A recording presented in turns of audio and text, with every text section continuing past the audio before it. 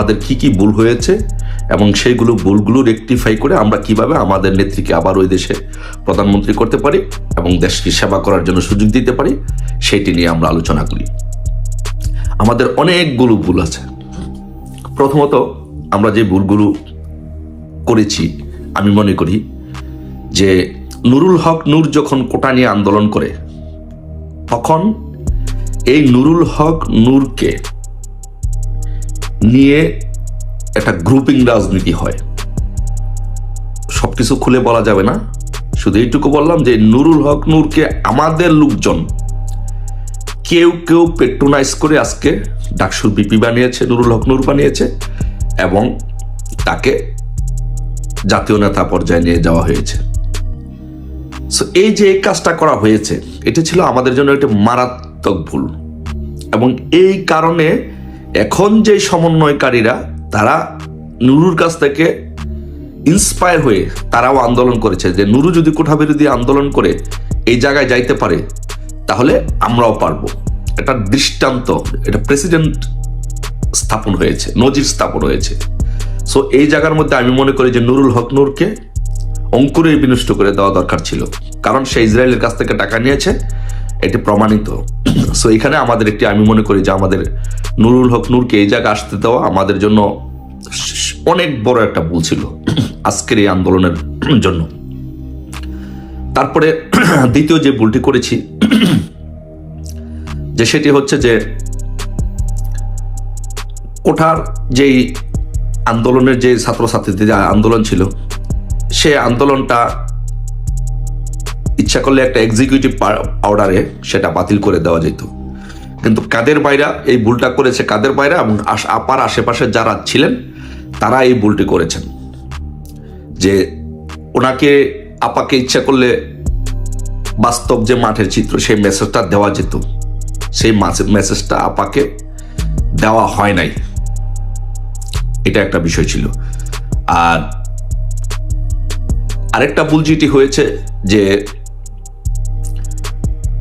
4 তারিখে যখন সেনাবাহিনী নামানো হয়, তখন যদি আপাকে প্রকৃত চিত্রটা, কাদের বাইরা বা যারা ছিলেন তারা যদি আপাকে বাস্তব চিত্রটা যদি আবেগের বশবর্তী না হয়ে ভুল না বুঝিয়ে বাস্তব চিত্রটা তুলে ধরতেন, গণভবনের আশেপাশে যদি বলা হতো যে গোপালগঞ্জ থেকে লোক নিয়ে আসেন 2-3 লাখ, সারা বাংলাদেশ থেকে, গাজীপুর, নারায়ণগঞ্জ সহ সারা বাংলাদেশ থেকে লোক নিয়ে আসেন, গণভবনের আশেপাশে যদি 10 লক্ষ লোক জড়ো করা হতো, আপা যদি নির্দেশ দিত, তাহলে 10 লক্ষ 20 লক্ষ এটা কোনো বিষয় না।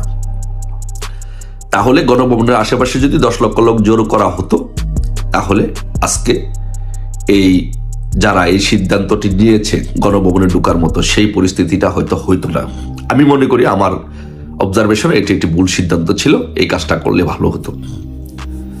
তারপরে যে আমাদের যেই আরো ভুলগুলো হয়েছে, সেই ভুলগুলোর মধ্যে অন্যতম ভুলগুলো যেটি হয়েছে, আমি মনে করি যে বাংলাদেশে কর্মীদেরকে, নেতা কর্মীদেরকে, বিশেষ করে কর্মীদেরকে নেতারা, এমপিরা, মন্ত্রীরা এবং যারা দায়িত্বশীল পোস্টে ছিলেন এমনভাবে ব্যবহার করেছেন চাকর বাকরের মতো। চাকরের সাথে এরকম ব্যবহার করা হয় না, যে এরকম ভাবে কর্মীদের সাথে আমাদের নেতা কর্মীরা ব্যবহার করেছেন এবং এমপি মন্ত্রীরা ব্যবহার করেছেন। অবজ্ঞা, অবহেলা করতে করতে তাদেরকে তিলে তিলে শেষ করে দেওয়া হয়েছে। তারপরে হচ্ছে একটি ট্রেডিশন বাংলাদেশে হয়ে গেছে যে নেতারা, সে এমপি হবে, তার বউকে উপজেলা চেয়ারম্যান বানাবে, তার ছেলেকে পৌরসভার মেয়র বানাবে, সে সভাপতি হবে, তার ছেলেকে সহসভাপতি বানাবে। এই যে ফ্যামিলির মধ্যে থেকে খাম একটা চরিত্র, সব তাদেরই খাইতে হবে, সব তাদেরই লাগবে, আর যত নেতা কর্মী আছে সব রাস্তায় ঘুরবে। এই যে একটা মানুষ কর্মীদের প্রতি একটা নির্যাতন, অত্যাচার, এইটা আমাদের জন্য, কর্মীদের জন্য একটি চরম একটি অবস্থা ছিল।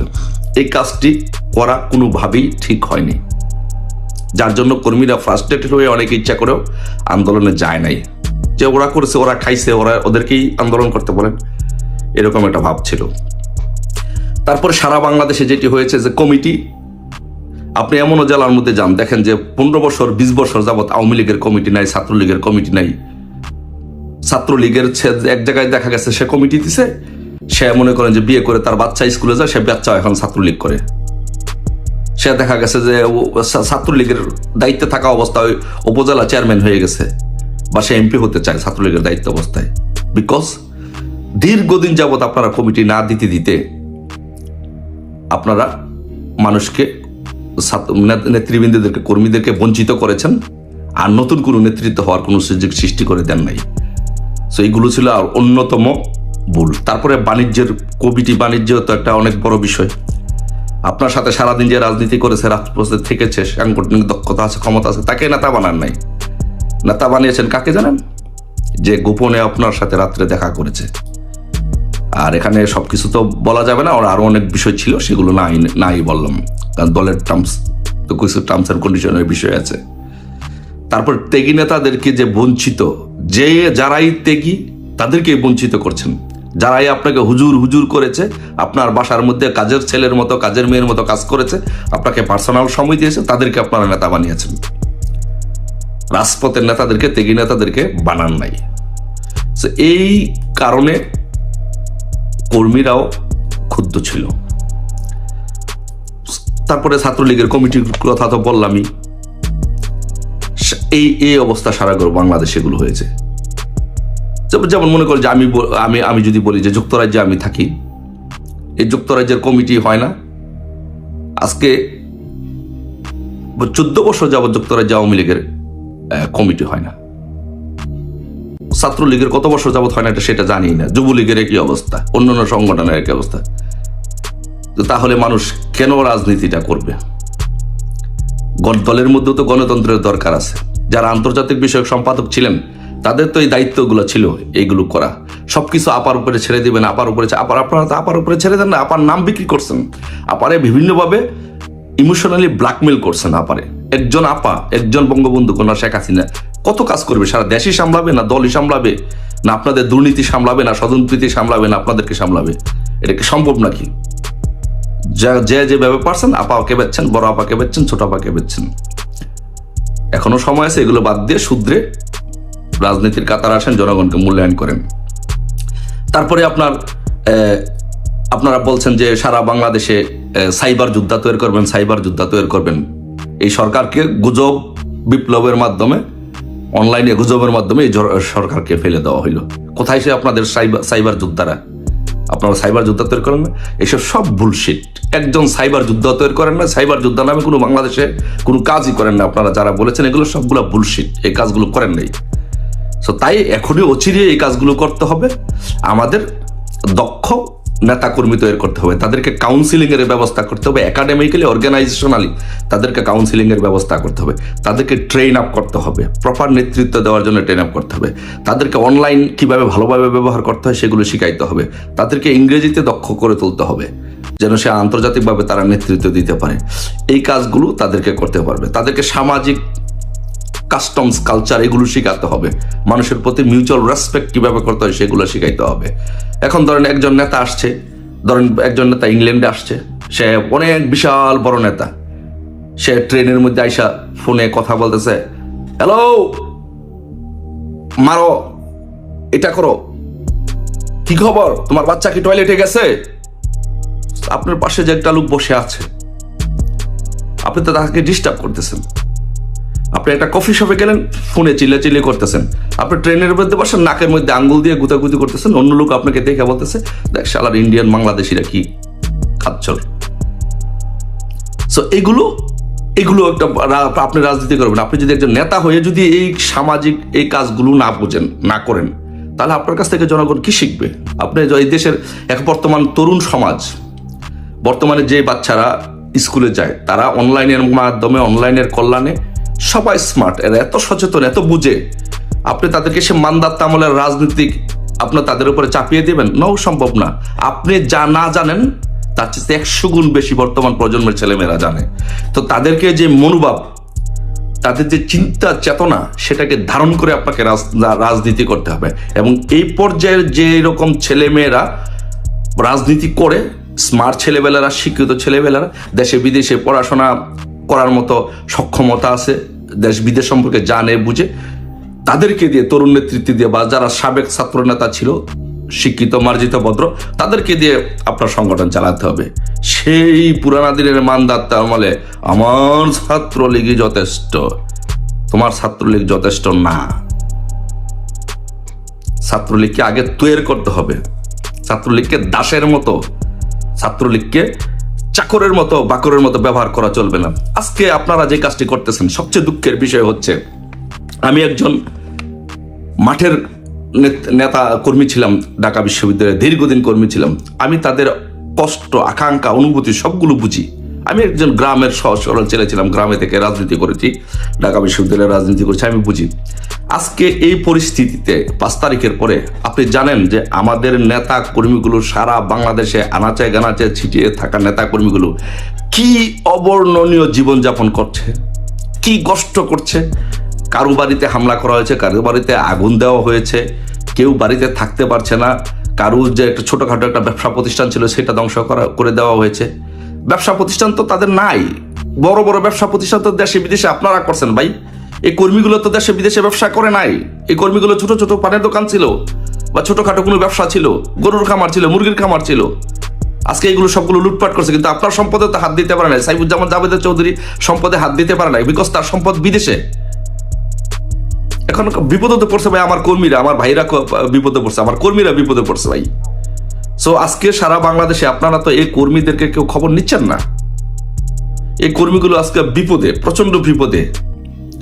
এই কর্মীগুলোর জন্য কি আপনাদের মায়া লাগে না? এই কর্মীগুলো আপনাদের পাই না? এরা ছাত্রলীগ করে না? এরা বঙ্গবন্ধুর সৈনিক না? বঙ্গবন্ধু যদি আপনার জাতির পিতা হয়, বঙ্গবন্ধু যদি আমাদের পিতা হয়, তাহলে তো আমরা সবাই সেই পিতার সন্তান। তাহলে তো সবাই আমরা পরস্পরের ভাই, একে অপরের ভাই। শেখ হাসিনা আমাদের আপা। তো তাহলে আপনারা এই কর্মীদেরকে রাস্তায় রেখে, বিপদে রেখে, এই জায়গার মধ্যে রেখে তাদেরকে খবর নিচ্ছেন না। আপনি আপনার নিজের দেশে থাকেন আর বিদেশে থাকেন, যেখানেই থাকেন, শুধু আপনার নিজের সম্পদের খবরগুলো নিচ্ছেন, নিজের পরিবারের খবরগুলো নিচ্ছেন, নিজের সন্তানকে, পরিবারকে কিভাবে ভালো রাখা যাবে, আরো ভালো জায়গায় নিয়ে এস্টাবলিশ করা যাবে, সেগুলো করছেন। কিছু কিছু জায়গায় আমাদের কাছে এমনও খবর আছে, আপনি কোটি কোটি টাকা বিএনপি নেতাদেরকে দিচ্ছেন আপনার সম্পদ নষ্ট করার জন্য, কিন্তু কর্মীকে খবর নিচ্ছেন না। এগুলোকে কোনো কাজ? এগুলোকে আপনার মানবতা, বঙ্গবন্ধু রাজনীতিকে আপনাকে এগুলো শিক্ষা দিয়েছে? সো এই ভুলগুলো আমাদের শুধরাতে হবে। এই কথাগুলো এই কারণে বললাম, এই ভুলগুলো শুধরাতে হবে, সঠিক দ্বারা রাজনীতি করতে হবে। দুর্নীতিকে ছাত্রা, আমি তো বাংলাদেশে বলি, আমি চ্যালেঞ্জ করে বলতে পারি, বাংলাদেশে 99% বাংলাদেশে আওয়ামী লীগ, যুবলীগ, ছাত্রলীগ, স্বেচ্ছাসেবী কর্মী, নেতা কর্মীরা দুর্নীতি করে নাই। স্বচ্ছ রাজনীতি করেছে 99% নেতা কর্মীরা। দুর্নীতি করেছেন 1%, যারা ক্ষমতায় ছিলেন, যারা পদে ছিলেন, যারা এমপি ছিলেন, মন্ত্রী ছিলেন, কতিপয় লোকজন দুর্নীতি করে, সম্পদের পাহাড় করে আজকে আমাদের নেত্রী বঙ্গবন্ধু কন্যা শেখ হাসিনাকে বিপদে ফেলেছেন।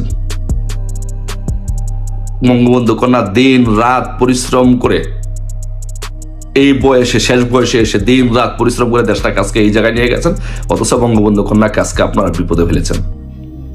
বাংলাদেশের হাজার হাজার লক্ষ লক্ষ কোটি কোটি নেতা কর্মীদেরকে আপনারা বিপদে ফেলেছেন। এই কতিপয় মানুষ আপার কাছে চামবাজি করতে করতে, তেল দিতে, এগুলো করতে করতে, বিভিন্ন কাদের বাইয়ের মাধ্যমে, এই মুখের মাধ্যমে, শিমুখের মাধ্যমে আপনারা এগুলো করে দেশটাকে আজকে, দেশের কর্মী, নেতা কর্মীদেরকে আজকে বিপদে ফেলেছেন। এই দেশের মানুষ, জনগণ, এই দেশের জনগণ আওয়ামী লীগকে ভালোবাসে, এই দেশের জনগণ শেখ হাসিনাকে ভালোবাসে। এখন এই দেশের জনগণ শেখ হাসিনার জন্য দুহাত তুলে তো দোয়া করতেছে, আল্লাহ তুমি আমাদের শেখ হাসিনাকে আমাদের মাঝে ফিরিয়ে দাও। কিন্তু আপনাদের এই অকাম কুকামের জন্য আমাদের দল আজকে, আমাদের নেত্রী আজকে দেশ সেবা থেকে বঞ্চিত, আমাদের কর্মীরা আজকে বিপদে। তাই আমি বলবো যে প্লিজ আসুন, আমরা আমাদের ভুলগুলোকে আত্মসমালোচনা করতে হবে। মানুষ আমরা, শয়তানও না, ফেরেশতাও না, আমরা মানুষ, আমরা ভুল করি। আমাদের যে ভুলগুলো আছে সেই ভুলগুলো রেকটিফাই করে আমরা সঠিক নেতৃত্ব তৈরি